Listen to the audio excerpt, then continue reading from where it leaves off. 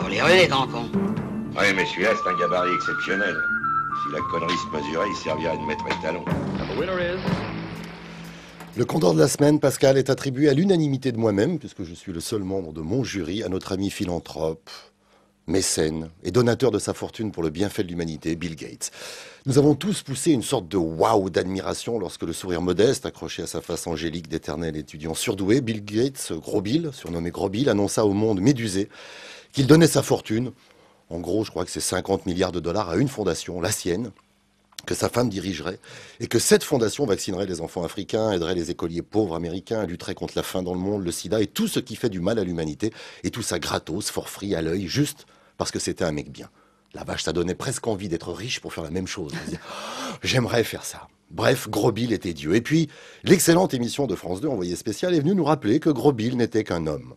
Déjà, dire « il a donné sa fortune à sa fondation », c'est un abus de langage. Il faudrait dire « il a placé » les 50 milliards de dollars de sa fortune dans la branche financière de la Bill Gates Foundation, qui spécule comme une bête et qui ne se sert que des bénéfices tirés de cette spéculation pour faire le bien de l'humanité. Mais bon, allez, on va pas chipoter, hein.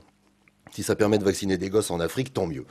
Alors bien sûr, dans les investissements, on trouve des sociétés pétrolières donc qui polluent la planète, qui est censée dépolluer. Monsanto, Monsanto, monopole des semences dans le monde, qui fourgue des OGM à l'Afrique, et avec qui la fondation Bill Gates travaille à imposer ces OGM à l'Afrique. Et puis quelques marchands d'arbres, mais bon, d'armes, pas d'arbres.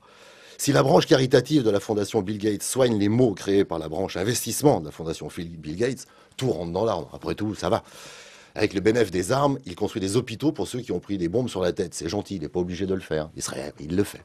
Mais bon, ça choque toujours quand on apprend que le même vous vend vos clopes et votre chimio. C'est un peu embêtant. Mais Gros Bill n'investit pas dans la clope, c'est mal de fumer. Non, le système Bill Gates, c'est je te fous des coups de marteau sur la tronche et après je te vends de l'aspirine pas cher. Et j'achète 20% du labo qui fabrique l'aspirine. C'est très sympa de nous soigner la planète, Gros Bill. Mais si tu pouvais aussi le faire en évitant d'investir en parallèle dans des trucs qui rendent malade, ça serait pas pire. En fait, je l'ai jamais vraiment senti, Bill Gates, et je vais vous dire pourquoi. C'est aussi un souvenir personnel. À une époque où je travaillais à Nulle part ailleurs, une émission présentée par un nain centenaire aux cheveux bleus sur Canal+, Philippe Gildas, bon, je le dis, c'est pas grave, c'était il y a 20 ans, en gros, nous reçûmes Gros Bill. À l'époque, il ne donnait pas encore sa fortune, il la construisait. Et pour cela, il vendait l'image d'un jeune homme, jean, basket, t-shirt, qui était comme nous, qui était proche de nous, qui était nous.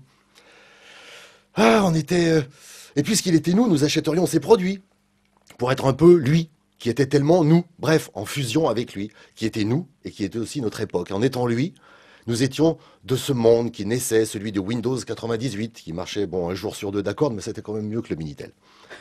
C'est pourquoi nous fûmes étonnés de le voir arriver dans une limousine aux vitres teintées et en descendre en costume gris sur mesure et cravate en soie sauvage. Il n'était pas nous.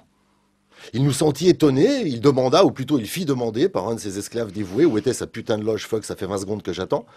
Il s'y enferma 10 minutes et en ressortit décoiffé, vêtu d'un t-shirt et d'un jean.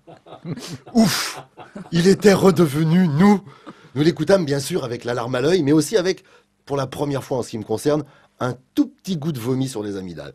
Aujourd'hui, c'est confirmé, donc Bill Gates est un chevalier blanc avec un slip, disons, douteux. Le costume de scène a beau être joli, quand on sait ce qu'il y a dessous, on a du mal à apprécier l'artiste et on goûte encore plus ce que disait Albert Einstein, qui avait, lui, des costumes mal taillés, mais des souvenirs impeccables. Il ne faut pas compter sur ceux qui créent les problèmes pour les résoudre. Oui, vous aimez bien ça. Amen. Hein. Ah, j'adore ouais. ça.